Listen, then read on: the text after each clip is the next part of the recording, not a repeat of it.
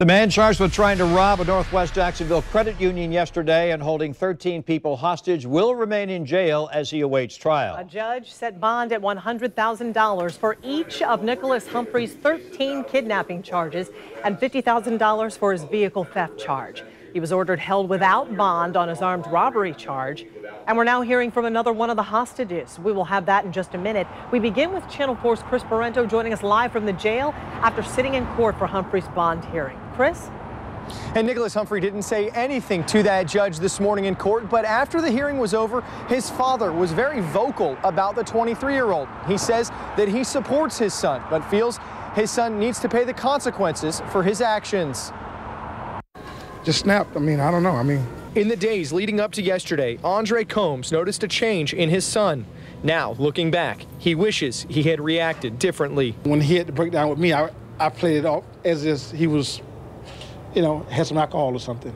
If I knew it was severe than that, I would have tried to seek some help for him. For 2 hours Thursday morning, Nicholas Humphrey held 13 people hostage inside this Community First Credit Union before 2 escaped and SWAT officers moved in, freeing the other 11. Combs is thankful things ended how they did, not only for the hostages, but for his son. It was a great outcome. Sheriff's office came in, they could have killed him. He could have killed victims. Police had an interaction with Humphrey late Wednesday night after a woman said he was harassing people at a laundromat. The woman told me today he threatened to harm her if she didn't leave. But according to police, Humphrey said he was just warning customers about bringing children there late at night. His father says this may be another sign his son needs help. But I think that he needs to be evaluated, mental issues. The woman who had that incident with Humphreys at the laundromat on Wednesday night told me she left multiple times, fearing for her life after she had left and police had left. She went home, then she went back to the laundromat at about 5 a.m. Thursday morning to try to wash her clothes, but says Humphrey was still there and staring at her through the window, so she left again.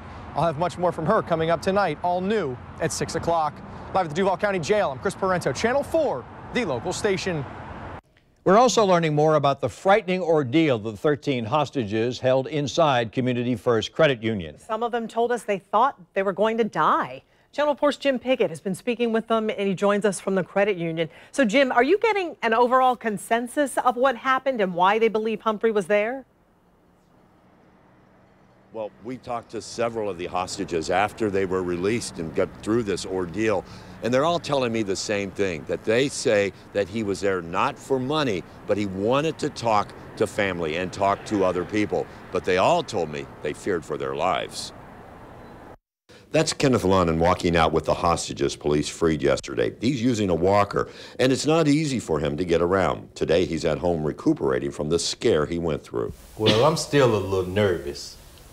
I'm still a little nervous about it, when I laid down last night, I could see that gun. Kenneth was one of the hostages taken into the office by gunpoint. He was there for hours. He says he was scared, and so was everyone else. And everybody was praying. They was praying silently, and I was praying silently. Some of the ladies was crying because you could see tears but we didn't know what his mind was going to lead him to do. Kenneth Lunnan told us the gunman looked possessed, and all he wanted to do was talk to his family, but he kept making threats. Well, he kept saying it. He said, if the police is shooting me and miss, I'm going to have to kill somebody. He said, I need 3 people here. I need my daddy, and I need my mama, and I think he said my sister. Kenneth says he heard the distraction made by the 2 other hostages hiding and gave them a chance to get out because the police then swarmed in the building. And when they did came, they just come full forth with looked like machine guns.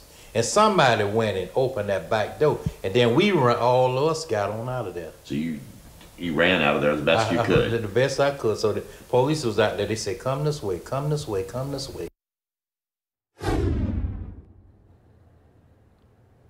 Now, Community First, the credit union here, was closed today. It will reopen on Monday, though a lot of people are there using the ATM tonight. And Kenneth says that, well, he probably won't be coming back here. He loves this credit union, but he says the people that dropped him off here, they're a little bit worried. We'll have more on that coming up tonight at 6. We're live on the north side. Jim Piggott, Channel 4, the local station.